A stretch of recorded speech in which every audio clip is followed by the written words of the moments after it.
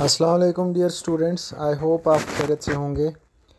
तो जैसा कि पता है आपको हमारी क्लासेस हो रही है डेली बेसिस पे। तो आज का जो हमारा टॉपिक है दैट इज़ इनवॉइस। तो इनवॉइस क्या होता है, आज हम इनवॉइसेस को पढ़ेंगे। First is we will discuss the meaning of invoice.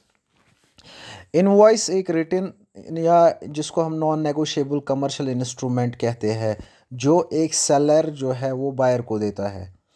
Which means कि जब भी आप कोई परचेज़ करते हैं, अगर आप कस्टमर है, आप कोई परचेज़ करते हैं किसी स्टोर से या किसी भी पर्सन से, सपोज़ आप एक रिटेलर है तो आप जो है परचेजिंग करते हैं होलसेलर से या मैन्युफैक्चरर से, तो वहाँ से जो है आपको एक रिटन डॉक्यूमेंट मिल जाता है जिसको हम बिल भी कहते हैं।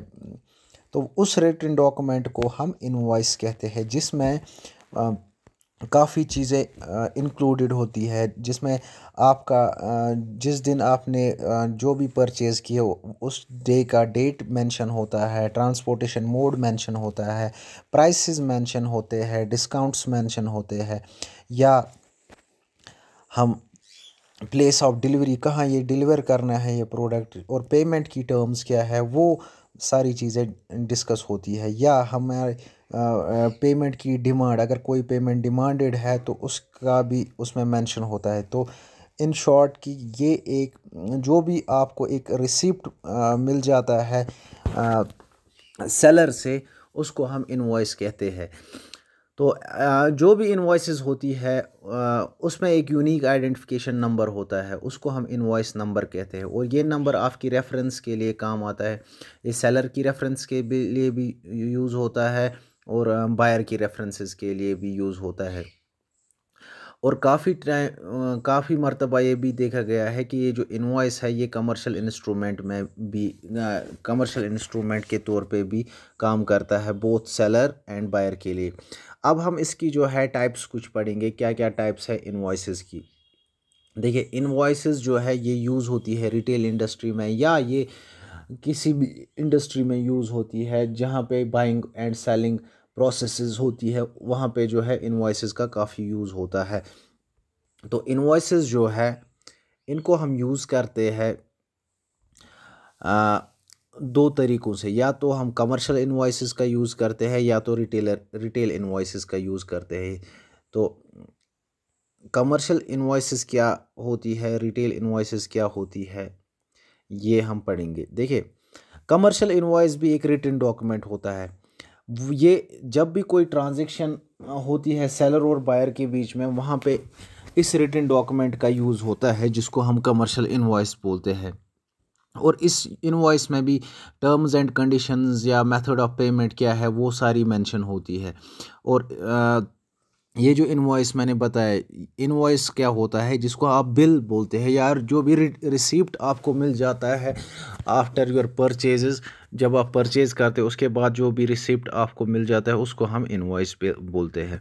तो कमर्शियल इनवॉइस जो है ये हमें हेल्प करता है किसी भी कोई भी हमें जो भी प्रोडक्ट्स हमने सेल किए हैं उसको ट्रेस करने में हमें ये हेल्प करता है। इसके अलावा कमर्शियल इनवॉइसेस जो है दो तरीक़ों से हम जो है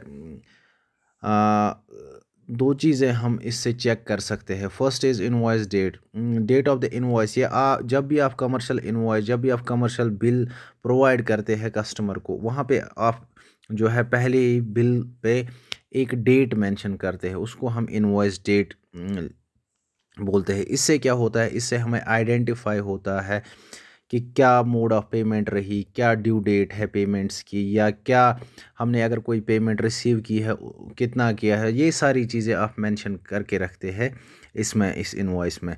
सेकंड इज़ इंटरनल कंट्रोल। ये भी एक पार्ट है आपकी इनवॉइसेस का। इंटरनल कंट्रोल मींस कि जो भी आपकी जो भी आप इनवॉइसेस इशू करते हैं कस्टमर को, उसका अप्रूवल पहले किसी भी अप्रूवल होना इम्पोर्टेंट है। और अप्रूवल कौन देगा, जो भी रेस्पॉन्सिबल मैनेजमेंट पर्सन होगा।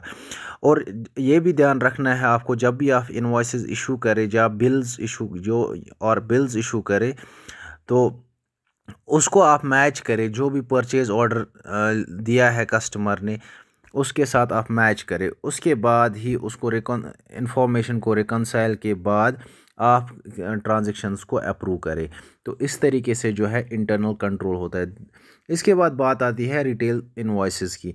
देखिए, रिटेल इनवॉइसेस जो है इसके भी कुछ टाइप्स है। First is proforma invoice. Proforma invoice क्या होता है? ये कमिटमेंट के तौर पे इनवॉइस दी जाती है। ये सपोज़ आपको कुछ सामान ख़रीदना है और ये आपको बड़ी क्वांटिटी में चाहिए। आप रिटेलर के पास जाते हैं इन एडवांस। वहाँ पे जो है आप रिटेलर को उस सामान के बारे में आप प्रॉपर इंफॉर्मेशन कलेक्ट करते हैं, उनकी प्राइसिंग के बारे में इंफॉर्मेशन कलेक्ट करते हैं और उनसे एक रिसिप्ट लेते हैं, या जिसको हम इनवॉइस कहते हैं, वो लेते हैं, बिल लेते हैं इन एडवांस कि आप जो है ये सामान मुझे इस कीमत पे देंगे जिस डेट पे मैं उठाऊंगा। तो एडवांस पे वो आपको एक बिल प्रोवाइड करता है जिसको हम प्रोफार्मा कहते हैं। और प्रोफार्मा में ये कमिटमेंट की जाती है रिटेलर और कस्टमर के बीच में कि ये जो सामान आप लेंगे ये इस स्पेसिफाइड प्राइस पे आपको मिल जाएगा। तो उस इनवॉइस को हम प्रोफार्मा इनवॉइस कहते हैं। Second is consular invoice. Consular invoice क्या होती है? ये एक्सपोर्टर्स यूज़ करते हैं। सपोज़ आप एक एक्सपोर्टर है और आपको सामान बेचना है किसी और कंट्री में, तो उसके लिए आपको एक इनवॉइस की ज़रूरत पड़ती है जिसको हम कंसूलर इनवॉइस कहते हैं।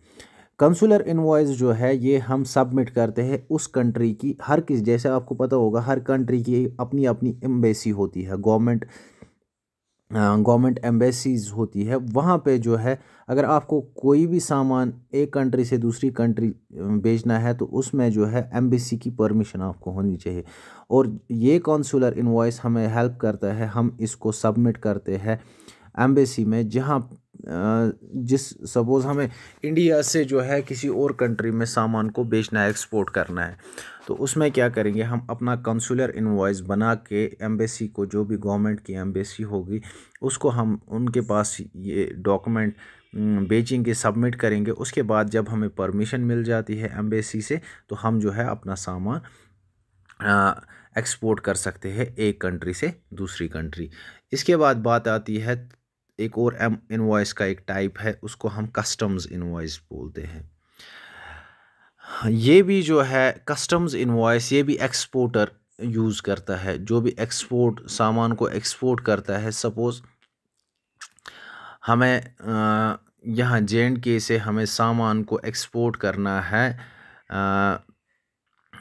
इंडिया में, किसी भी पार्ट, किसी भी स्टेट में, इंडिया की किसी भी स्टेट में, या हमें कश्मीर से जो है सामान को एक्सपोर्ट करना है through out of the India, India के बाहर हमें एक्सपोर्ट करना है, तो हम कौन सी इनवॉइस वहाँ पे यूज़ करेंगे? कस्टम्स इनवॉइस, जिसको हम कस्टम इनवॉइस क्या होती है?